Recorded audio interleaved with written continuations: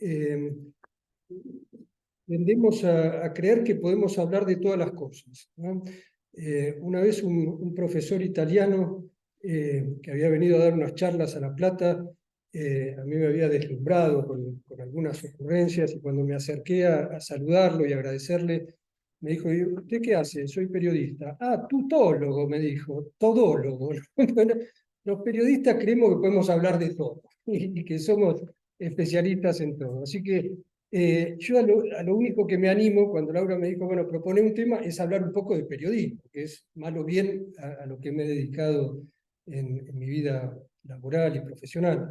De manera que, bueno, la idea de esta tarde es compartir algunas reflexiones, experiencias y perspectivas en torno del periodismo, y sobre todo establecer una conversación con ustedes sobre un tema que a nosotros nos desafía desde lo profesional, pero que nos vincula todo el tiempo con los ciudadanos, con los vecinos, con los lectores, en una relación que es especialmente fecunda y rica cuando está bien entendida, ¿no? Así que bueno, de eso se trata un poco el encuentro de hoy.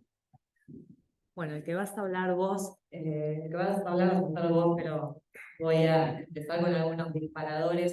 Se dice que en esta sociedad de la posverdad, en esta sociedad de la posverdad, la gente escucha lo que quiere escuchar. Está un poco en boga pensar que la gente es receptiva de los mensajes que quiere escuchar. Y resulta que el periodista viene a tener un rol que va a contracorriente un poco de esa idea, porque viene a desnudar realidades, viene a contar cosas que muchas veces no son las que queremos ver, viene a romper con relatos, viene a ser disruptivo con algunas cosas que nos gustaría creer o nos gustaría pensar de las realidades que pasan.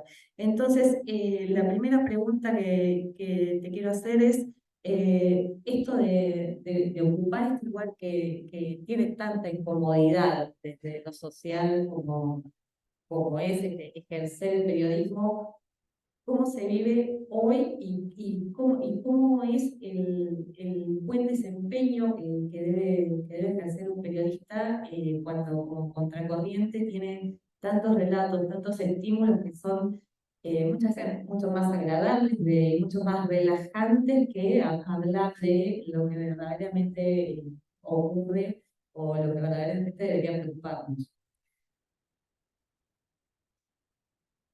Sí, yo empezaría por decir que el periodismo está enfrentando hoy una etapa especialmente compleja, en la que los desafíos y los asedios son diversos y multifacéticos.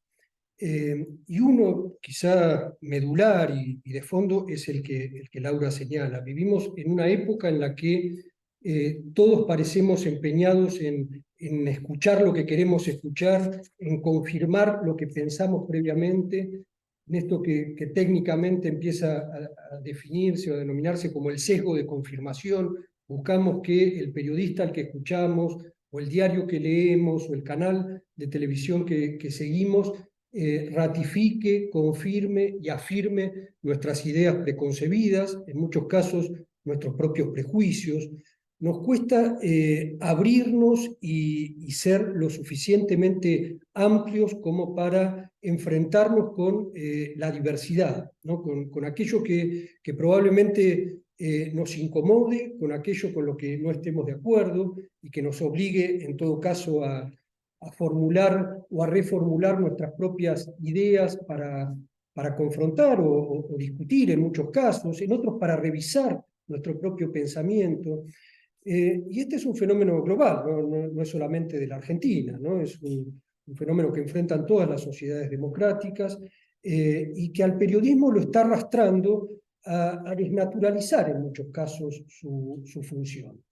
Yo diría que el rol esencial del periodista es el de lidiar con lo diverso, ¿no? Y el de someterse uno en su ejercicio profesional, y tratar de someter a sus lectores al contacto con la discrepancia, ¿no? Con las distintas posiciones. Este era un poco el manual básico con el que los que aprendimos el oficio hace más de 30 años nos iniciaban, ¿no? Nos decían, bueno, lo primero que tenés que buscar son las dos campanas.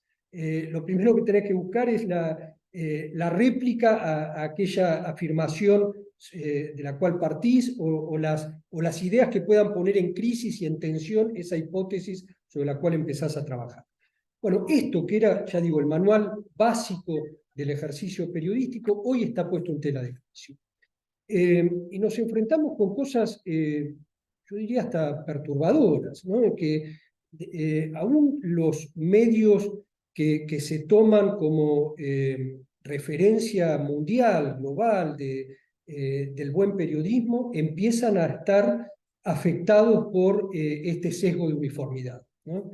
Hay una situación que se produjo hace apenas un año y medio en el New York Times, que es, si se quiere, el diario que todos tomamos en el mundo periodístico occidental como un faro, una referencia del periodismo de calidad, que generó un enorme desconcierto en la profesión, ¿no? El New York Times, que ha tenido durante todo el gobierno de Trump, por supuesto, una posición muy crítica frente al gobierno, fue extremando esta posición crítica al punto de que cuando publicó en su sección de opinión un artículo de un senador republicano que defendía una medida tomada por Trump, provocó una enorme reacción de sus lectores que no convalidaban la idea de que su diario publicara una columna discordante con su línea editorial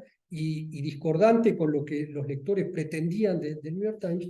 Y esto generó tal revuelo, canalizado ahora por las redes sociales y a través de las formas de nueva participación de los lectores en la confección de la agenda periodística, que obligó al New York Times a pedir disculpas en una primera instancia y después a relevar al editor responsable de la sección de opinión, que en el New York Times es poco menos que una figura central de su estructura de redacción.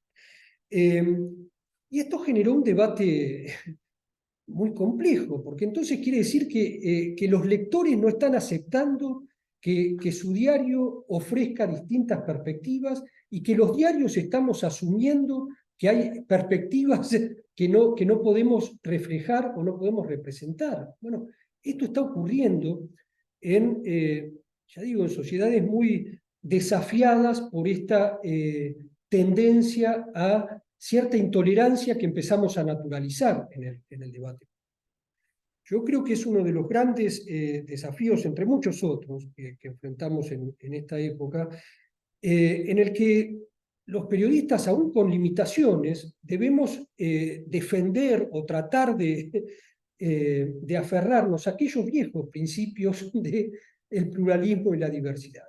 Ya digo, con limitaciones porque en esta situación que trato de describir muy brevemente, porque el episodio del New York Times tenía otras aristas más complejas, pero para no profundizar en eso, pero lo que revela es que el ejercicio profesional del periodismo está muy condicionado por audiencias que exigen ya esta uniformidad y este sesgo de confirmación.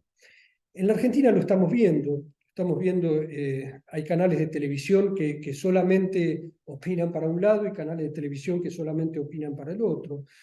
En mi experiencia profesional, diría que los diarios todavía, los diarios en papel, con una lógica distinta, tratan de defender y de preservar aquellos viejos principios del periodismo que la lógica televisiva y radial tienden como a desnaturalizar con mayor velocidad, ¿no? Creo que el mejor periodismo se está todavía